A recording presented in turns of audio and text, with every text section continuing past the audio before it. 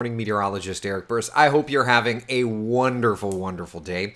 Had a great chat with Glenn earlier. If you missed that, you got to come back and check out the Coffee Talk drive-thru. It was wonderful.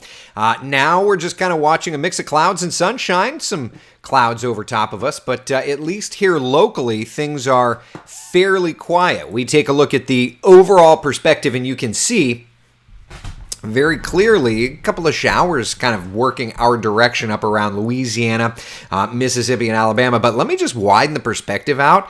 There is a particularly dangerous situation, and I don't say that loosely. That's actually the term from the National Weather Service, a particularly dangerous situation playing out among other locations, working into places like Illinois, for example. There is a severe weather outbreak that is essentially beginning up that direction, and there is now a high risk for damaging weather, for truly severe weather. We kind of come up it a little closer, and I'll just kind of give you an idea. It's not often. As a matter of fact, I think it's been a couple of years since the National Weather Service has issued a high risk, a level 5 out of 5 risk for strong to severe storms.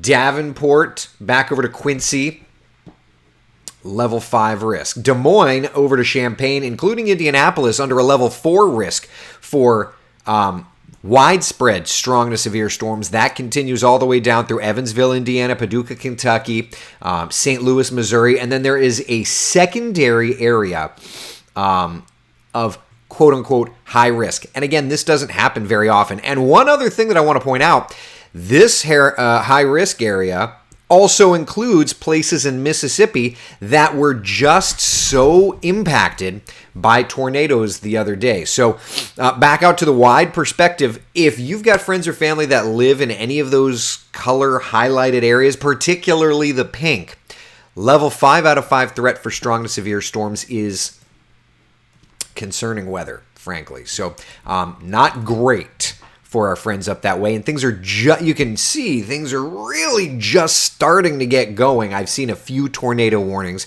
but not a ton of them. So concerning weather, certainly, unfortunately, for those spots. Meanwhile, back here at home, we take a look at Central Florida's forecast, and it is quiet. If you've got outdoor, I plan on being outdoors this evening, and it does look pretty nice. 76, 9 o'clock, 73 by 11 o'clock, so we're not looking too bad at all.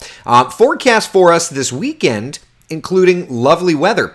Let's look at the weekend forecast as a whole, okay? So for our Saturday and our Sunday, bright sunshine, temperatures working into the upper 80s and lower 90s.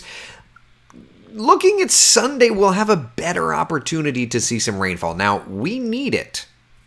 Without a doubt, we need the rainfall. So let's do this. Let's take a look at our Futurecast model. It's not going to go out forever, certainly, but at least let's see what data it has, right? Okay, so for us through this evening, we're looking fine. Let's continue this into tomorrow.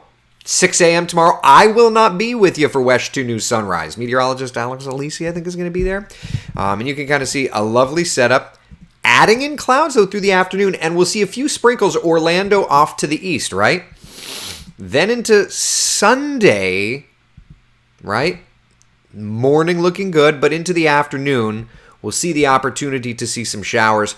And I'm not seeing the green colors. It makes me wonder if maybe the precipitation part of the model hasn't come in yet, but the clouds have. We can switch to it's fine. We can switch to our global models. And we've got this product mainly here just to kind of give us the opportunity to compare the GFS and the European. And for Sunday, notice in through the afternoon, a couple of showers, nothing too wild.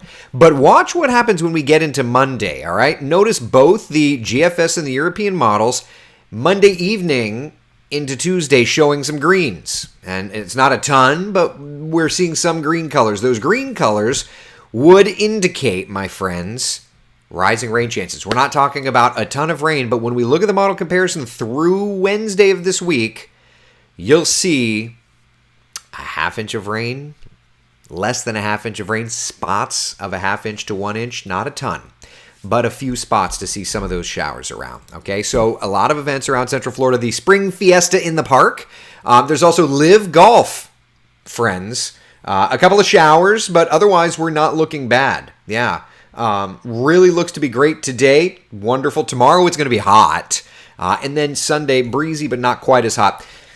Right? And then we look ahead, and the 7-day forecast kind of says it all. Okay? Rising rain chances for Monday, 40% coverage of showers and storms. Showers around for Tuesday, and then kind of staying hot. So not a ton of change, but there is some change. Now, that said, Chief Meteorologist Tony Manolfi in just a few minutes on WESH 2 News at 4 will be talking more about that weekend forecast with the very latest information. Also, burn bans increasing around Central Florida. Not sure if, I don't remember where we were on Coffee Talk this morning, but we do now have burn bans orange, Seminole, Osceola, and Brevard counties.